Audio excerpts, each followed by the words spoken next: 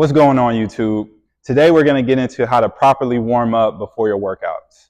Now, most people already know that you need to warm up before your workouts, but I get it. Once you get in the gym, you're ready to get your workout started. Who wants to go through the whole warm-up process? But it's so important to warm up for several reasons. For one, it's going to help prevent injury. Two, it's going to help get your body prepped and more ready to take on the workout, so your performance is going to increase. And three, it's going to help your overall mobility and flexibility in the long term, as long as you consistently warm up. So there are so many reasons that a warm up is important, and just for overall longevity. If you want to be working out for a long time, I suggest you start warming up and stretching after your workouts. Now, the dynamic warm-up exercises that I'm going to show you today are good for whether you're doing upper body or lower body, because these exercises hit both groups.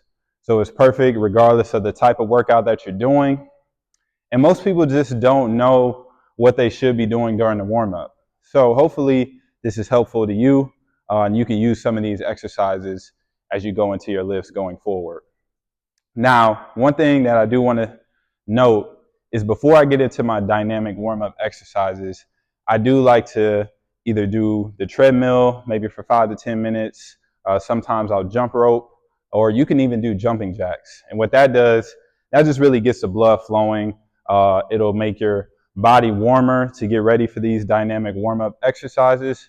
So you have a few options on what you can do, but before I get into these, I do like to just warm my body up. So usually I have two parts in my warm-up. Now, the first exercise, we're going to start in an upright position. We're going to inchworm, so we're going to walk down on our hands all the way out into a push-up position. We're going to bring this leg up towards the hands. You can even push on that knee to get even more of a stretch. We'll take it back. Same thing, other side. Really try to get deep into that stretch. And then we're going to walk back up on our hands without bending our knees. Now, when you walk back up, it's good to walk back up without bending your knees, because you're also getting a stretch in your hamstrings when you do that. So I'll show it one more time. I'm going to walk out into that push-up position. Bring that leg up. Really try to get deep into that stretch. Same thing, other side. And then again, when we walk back, we're going to try to keep those legs straight, not bend them. I feel that stretch in my hamstrings when I do that, okay? That's one. Two is going to be a lunge with the overhead reach. So the lunge is a great exercise just overall, because it's hitting all the muscles in your legs. But then we also incorporate the upper body with that overhead reach. So we're going to start with a forward lunge here. Then we're bringing those hands up, stepping back. Lunge here, and then back. This one is also great because I feel my core working.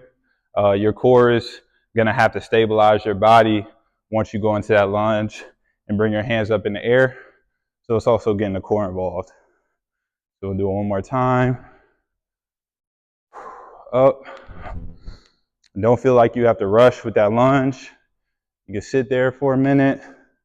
Sometimes you'll also see people twist. That's number two, okay? Number three, we're going to start on the ground. We'll be in a push-up position. We're going to push back into a downward dog, and then we're going to walk our feet back and forth, okay? So I feel this one more in my upper body, but I am also getting my legs involved. Once we push back, it's a great stretch for the calves. We're walking the feet back and forward, and then we come back, okay? So those are three moves that you can do, like I said, regardless of what the workout is. And it's great because you're hitting the upper body, you're hitting the lower body. And sometimes you may not want to do several exercises as a part of your warm-up. With these warm-up exercises, you can put all three of them together, or you can use one or two combined with another exercise, and I can guarantee you'll be warm and ready to knock out your workout, okay? So hopefully you found this helpful. If you did, let me know in the comments, and also share or send this to somebody that you feel like can use this. Peace.